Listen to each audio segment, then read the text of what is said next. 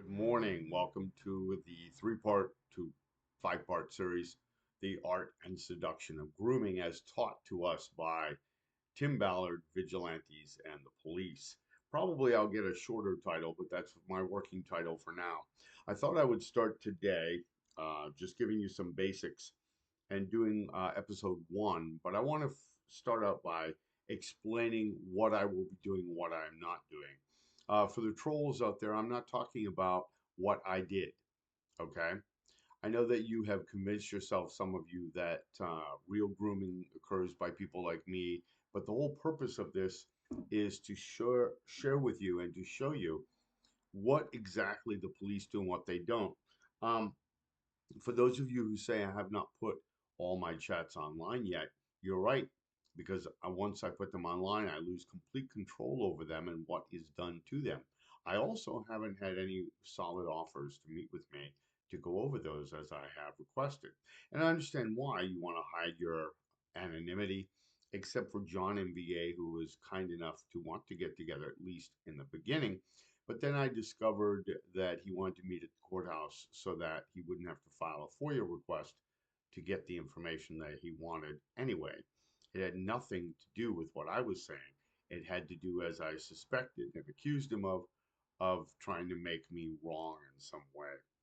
And again, folks, it's not an easy road to hoe when you have been nailed by the police and by the vigilante groups. They have a lot more experience than the rest of us do in putting this together. So I want to sort of start decoding what it is that they do in their own words. As I said, they're the teachers here. I'm the student. I'm going to share with you what we have learned as we have gone through this process and understood not only what they do, but why they do this.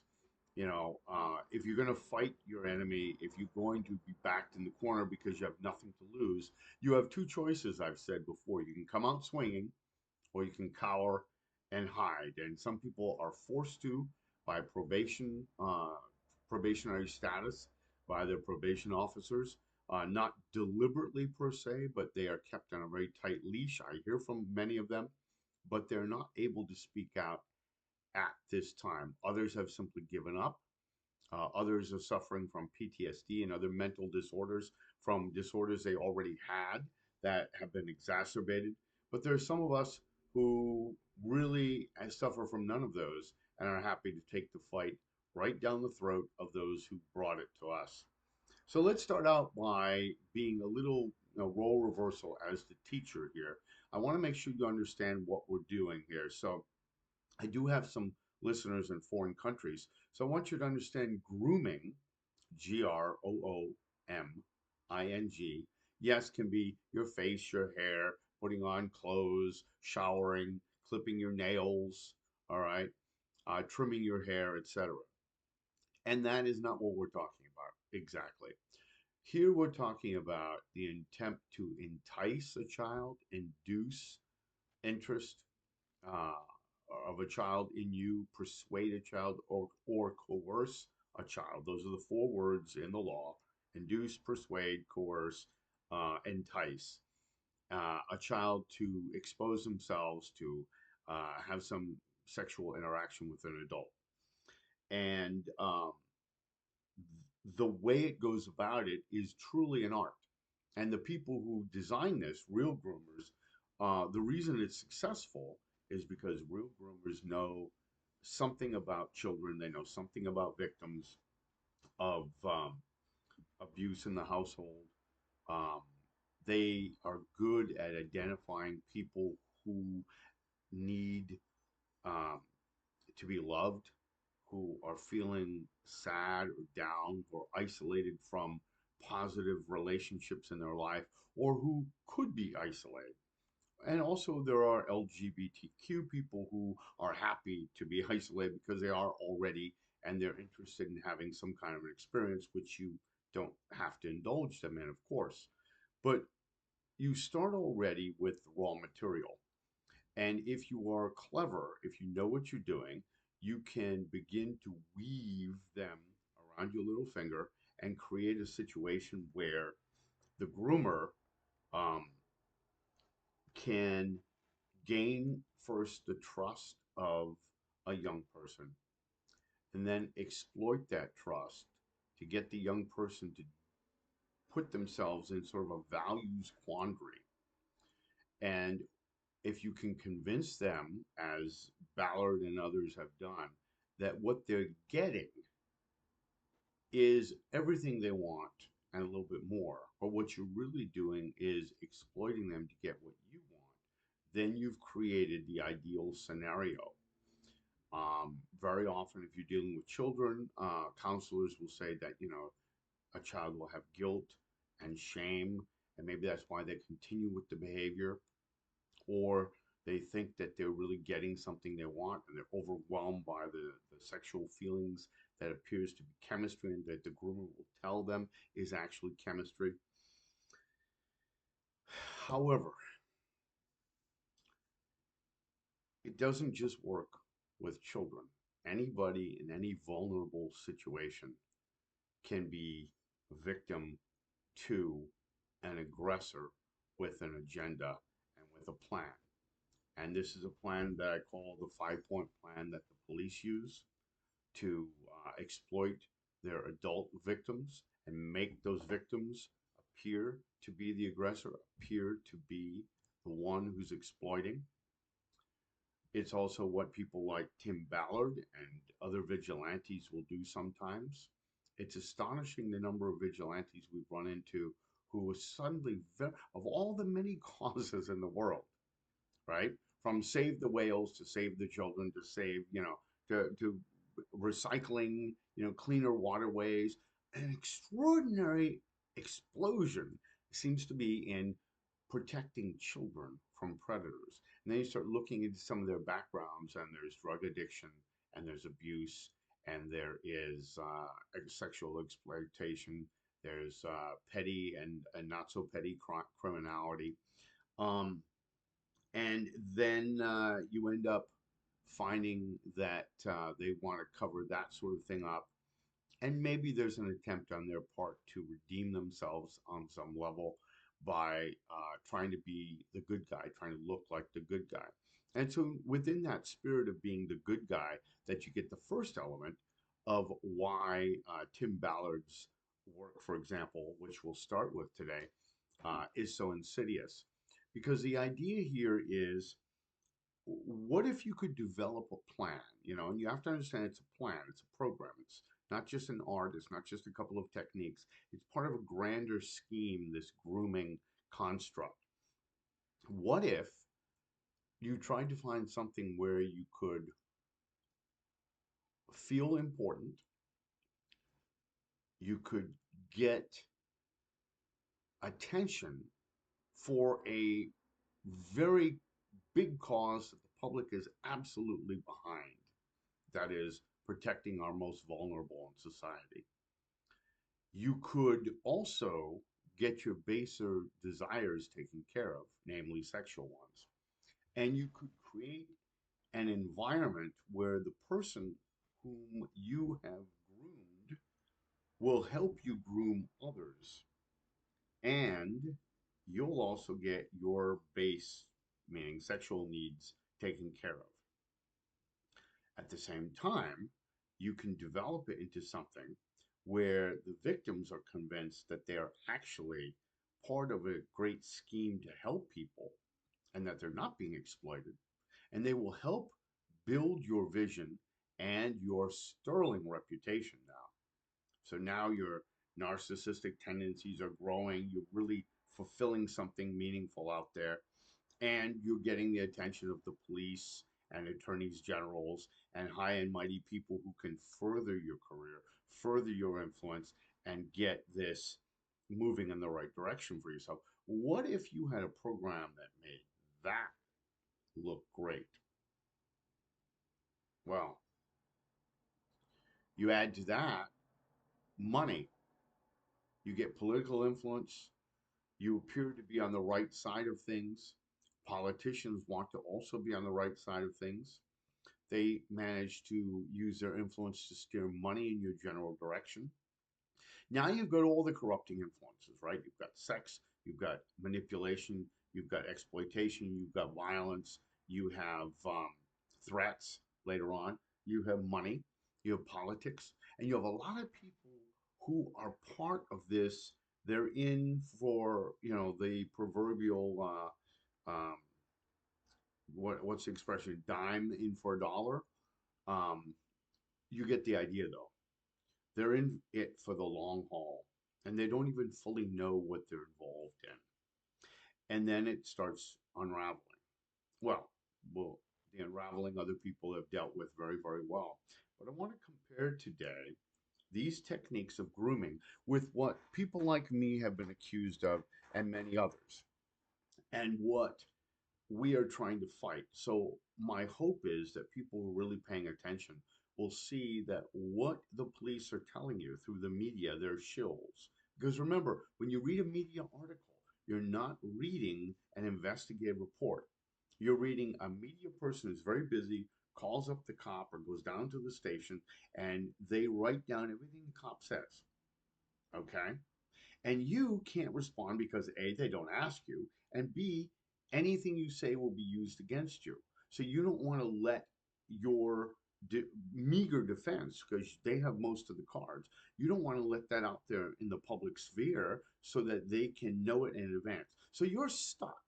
You're handcuffed, you're shackled, you've got tape over your mouth, you're unable to defend yourself. Then they rush the press release out there, and it makes you, the true victim, look like the perpetrator. It cements that in the mind of the public, and there's not much you can do about it. Then you're behind the eight ball, as I am, as many of us are, fighting the nasty influence of the liars and the deceivers. And your reputation, what you've done in the past, none of that seems to matter. None of that seems to matter because they dirty you up well enough through their gaslighting that there's nothing that you can really do to back out of the minefield. Curiously, um, it's only when you bring the fight to them and put them on the defensive that they don't have much to say. They'll keep repeating what they say, but when you bring the evidence to them, when you bring the fight to them, when you start deconstructing it, they're not used to that because they have had the the the cherished ground for so long that they don't know how to defend themselves except to simply repeat the lies that they've been giving all along. Well, that's the position that certain police are in. That's the position that Tim Ballard is in, having to double down on these things, um, and certain vigilantes too.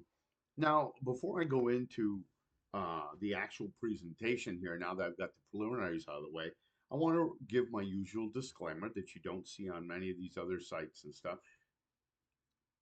People do try to groom children. There are children who are seeking out adults for sex. There are situations out there where that happens more times than you think. We have to make a distinction between, really reconciling the concept of abuse out there because it has um, just what's my word, exploded in the law to the ridiculous points where now uh, a lot of things constitute abuse.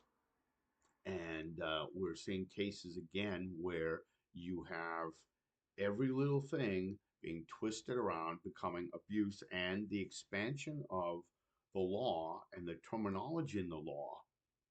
Instead of being simply child pornography, which everybody knows if they were to see it, right? Everybody has a pretty good idea what that is. Instead, they call it child exploitation or child abuse because it's such a broad title. Police and prosecutors and politicians can cram almost everything into it.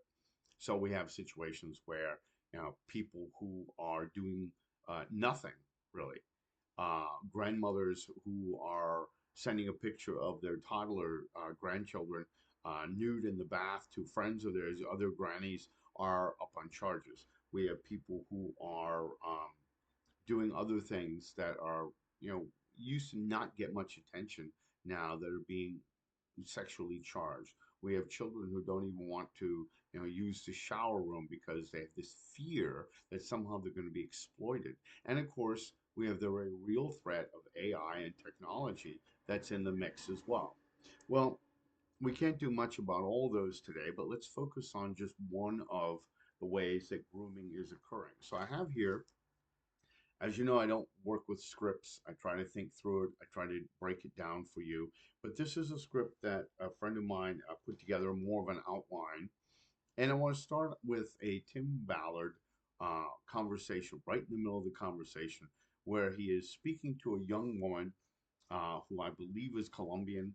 It wouldn't matter necessarily as an aside, but he's trying to get her to go buy certain things. Now, this is a married woman, and he's trying to get her to buy erotic um, lingerie and things of that sort so that she can play the role that he would like her to play. A great, clever idea, right? We're going to role play, but we have to make it look real. We have to really make it look real. And this is something, by the way, the intelligence community apparently does too. There was an article recently where a chief of police was questioned as to some of his methods. He was actually having in a major city, I won't say what city, but he was having his officers, they were going and trying to have sex with people that they suspected were spies so that they could get information out of them. Certainly, spies, attractive female spies, will try to have sex with important people at high levels in the United States or even middle levels that have important roles so that they can gain information about um, national security. So, using sex as a device to get what you want certainly has been used since the dawn of time. All right. Tim Ballard writes to his potential paramour here, we're just work partners. You need to kind of wear this stuff. Now, okay, show me what you got that I told you to get, and oh, okay, can you just send me a nude of yourself, and then uh, later one with the what you're wearing. Um, this very much shows manipulation, or certainly collusion or coercion of some sort. Obviously, somebody's trying to get you to do something. He made her believe that this is about working together to supposedly save sex trafficked children, and then he began to sexualize her. And that's how real predators work, really. He didn't lure her with, hey, I'm looking for someone who wants to have a sexual experience with me on the latest dating site. Okay? Don't let that slip by. He didn't go on an adult dating site and say, hey, I've got a proposition for you. Let's have sex. It doesn't work like that, right? Of course, this is what police tell us that groomers do on these adult dating platforms. Instead, he lured her with the idea that she could be a hero and that she could do real good in her community. With, hey, I think you would do great to help me save children from dangerous child sex traffickers. Well, the woman agreed to help save children. It's a bit of a dangerous situation, but she did agree to the job. And of course, by the way, some of us have agreed to do that kind of thing too, but you branded us as predators. You didn't brand us as heroes, even though we had a background in it more than this woman. Just saying.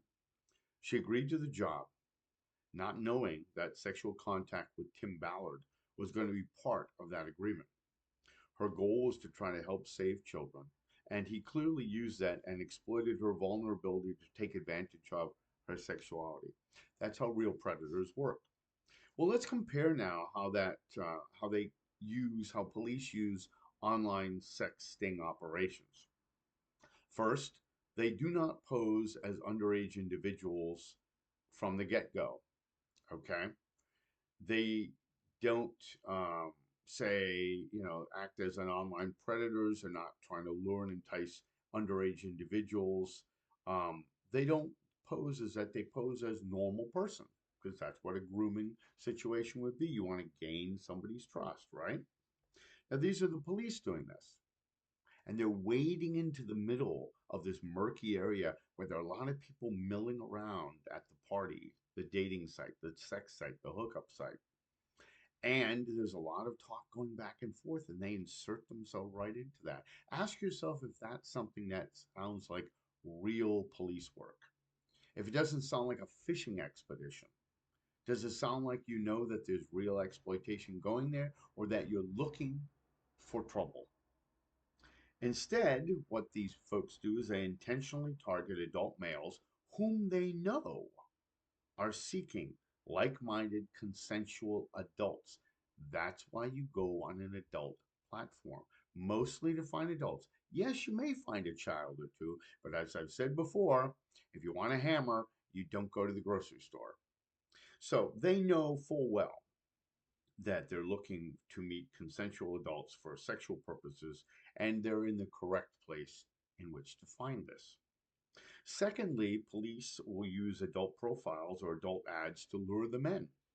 This very clearly is manipulation because they intentionally make men believe that these men are responding to a like minded, consensual adult who's in this place seeking to meet somebody for sexual purposes who is an adult.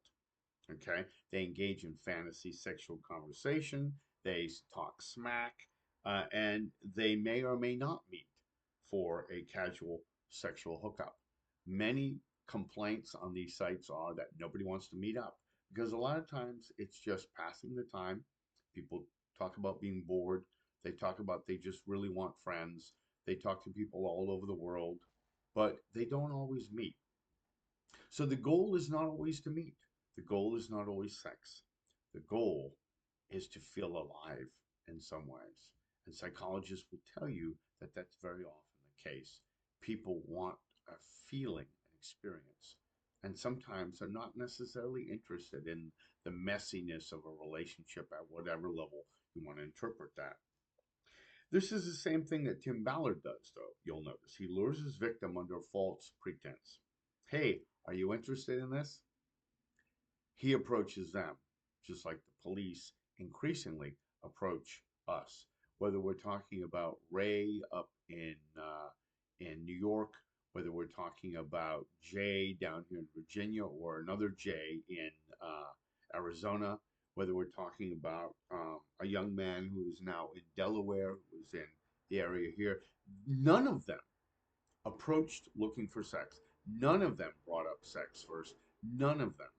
And yet, they and many others who are incarcerated now are incarcerated at a much higher level with deeper penalties than the police and others who engage in this routinely, who engage in the same behavior, who initiate the behavior oftentimes, because their agenda is to actually create the crime, is to lure you into a position where you incriminate yourself.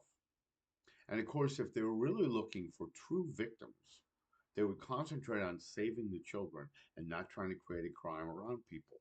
Well, the third point is if a predator is successful in luring a victim, then they test that victim by slowly changing the narrative. This is a turnkey system that the police have worked out. And some of you trolls out there are like, well, it's very simple. You simply learn the age and then you immediately disregard the conversation. Yeah. Well, unfortunately, some people don't. And those people aren't necessarily looking for sex because they don't cut it off. Remember, they think for over 100 messages, thanks to what the police have told them, that they're dealing with an adult and that this is, they're engaging in role play and they're engaging in fantasy play and they're not necessarily going to meet up. And then it ratchets up where sometimes I've seen men say, well, I'm going to find out if I don't believe you're 15. Okay. And they don't realize they're walking right into the trap. Now, you may question the judgment of these people, but you know what? Don't question their motives because they're telling you their motives. Don't forget what you're really looking for. Are these folks really looking for sex with children? Or is it police going out of their way to try to create a crime when you have real children around the world who are being exploited, like what Ballard failed to actually accomplish? In Tim's case, he said, quote, so now that you've shown interest in this, because I've sold it to you, I have to tell you now that this is the catch. You have to agree to play my wife and play that role because that is the only way this can work. You got to be convincing, right? So here you manipulate the person whom you have already told that this is dangerous, but that it looks good for you, and we could do all this great work and everything. And now, it's considerable danger there. So you're going to have to help me make it very convincing. Well, look how you get your needs met if you're Tim Ballard, right? All your needs, and your baser ones and your higher ones. In the online sting operation, by contrast, the real predator, which is the decoy, the cop, then switches it and informs the victim, as I mentioned a moment ago, that they were lured under false pretenses and that they're not really the adult they were made to believe they were. Oh, I'm not really an adult. I'm actually a minor. I am, as in my case, what they said is I am almost 14, which means 13. At one point, I'm 15, which means 15, or I'm almost 15, which means 14 in all likelihood. And of course, if you're a teacher like me who's always worked hard to try to take care of kids and make sure their best interests are taken care of, I'm thinking, am I dealing with a trafficked kid here? They don't know who they are? Are they being manipulated? Is this something else going on? I wasn't sure. Well, good people would say you should just walk away. Not if you care about kids. Not everybody feels that way. And again, I get it. I've seen people, haven't we all, step over a body lying on the sidewalk and keep walking. Don't want to get involved. Don't want to get involved. Take pictures and record cell phone interactions and attacks on one person who's having the bejesus beaten out of them and not move to intervene. Not even move to call 911. Just take pictures of it, right? So there's a lot of psychology behind this, and again, for the average and ordinary troll, very easy to not pay attention to this.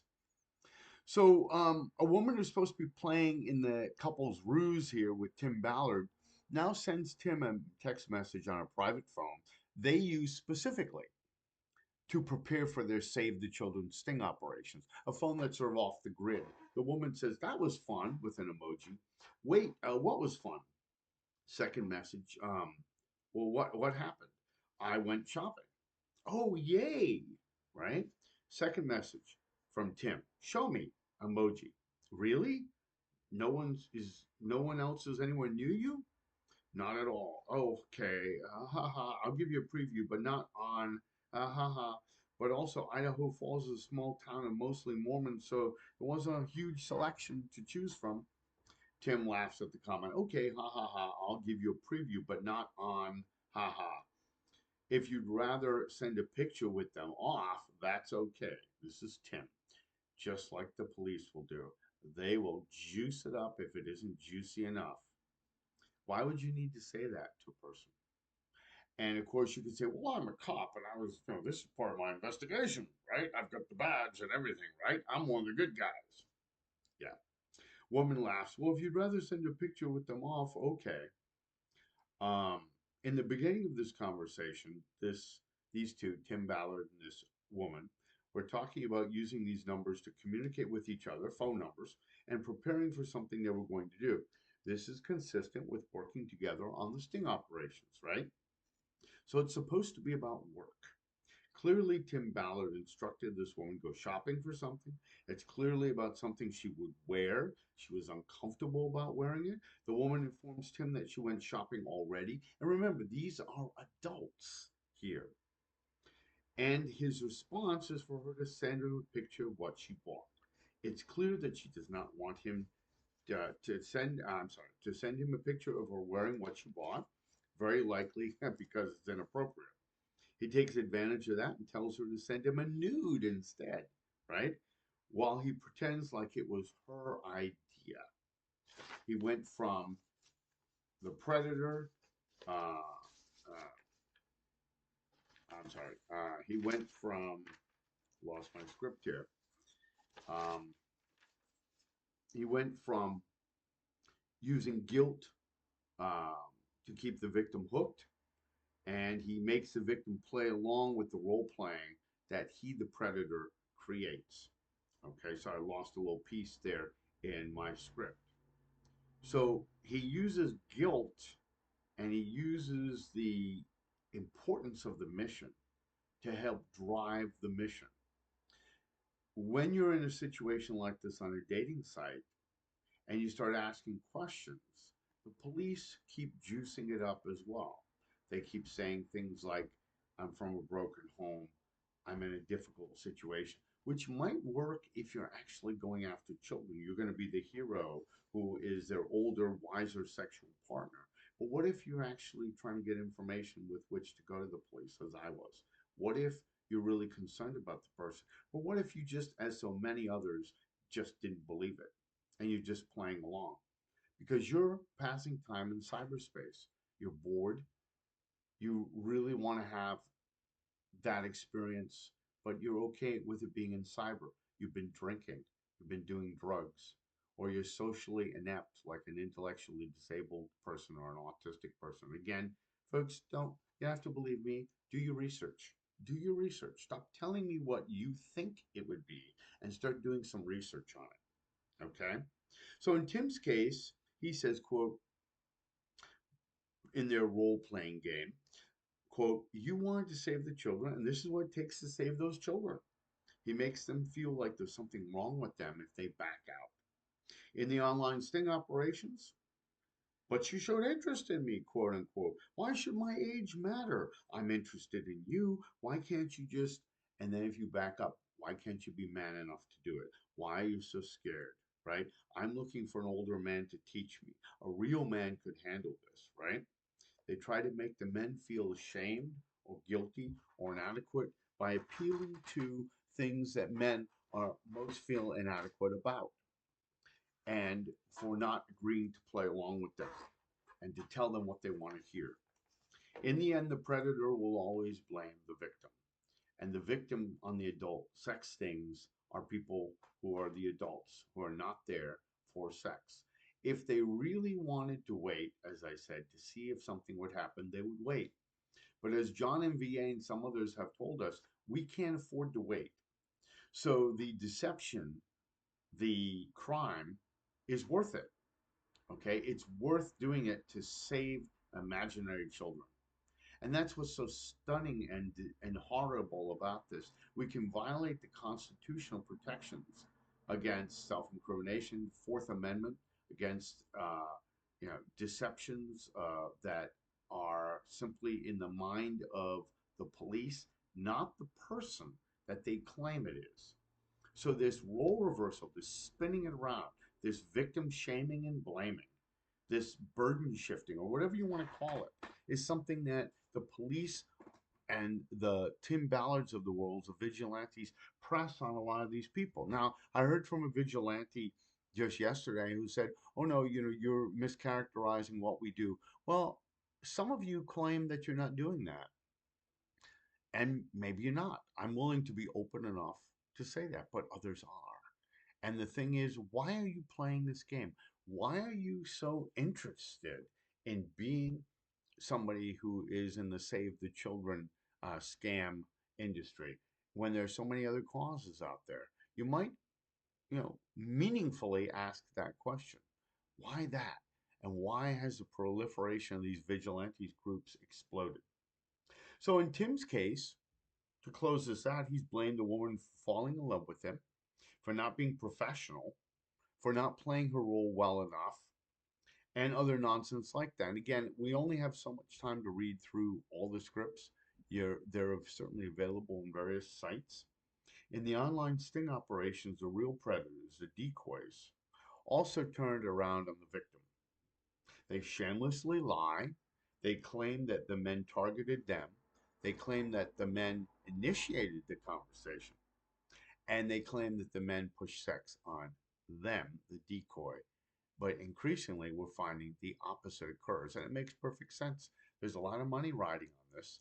And you have to make sure that if you're going to claim that it's at high levels of predation, that and you keep getting money in, you have to use that money for the purpose for which it was intended, which means that you have to show that you're addressing the problem. But what happens when the problem is not going down? Curiously enough, nobody asked that question, right? Apparently, the money isn't working if the problem is getting worse. Maybe it's not an issue of money. Maybe something else is going on here. So this is the exact same behavior that Tim Ballard and others get involved in. They do the luring and the enticing, and they consistently push sex on the victim. And then they turn around and accuse the victims of doing exactly what the predator did to those victims. So in grooming, you have a real subtle art involved in it. And part of the art is turning it around and blaming the victim for their own victimhood. In the next part, we will continue to explore this. We'll go on to pull some real police sting um, texts and what the police say as well to get their victims. We have the wonderful series that the Washington Post did where police officers abuse their badge to get into the pants of mostly young girls between the ages of 13 and 15. And it's the same thing. They use all the levers at their disposal in order to create that grooming scenario where it appears to be one thing, and in fact, it's something quite different. Not at all what people on adult dating sites are actually engaged in. This is the 6th day of December 2024. I am Norman Michaelation, and this is ICAC Unpacked. Have a good day, and thank you for listening. Please subscribe and push this on to somebody who could really benefit, somebody who has not heard about it, who would listen. And if you have any suggestions on a topic where I might put this, I'm not, super social media guy, but I may have to go to some of the new platforms like Blue Sky and some of the other ones, which I really don't want to do. So help me out if you would. Get the message out. Have a good day.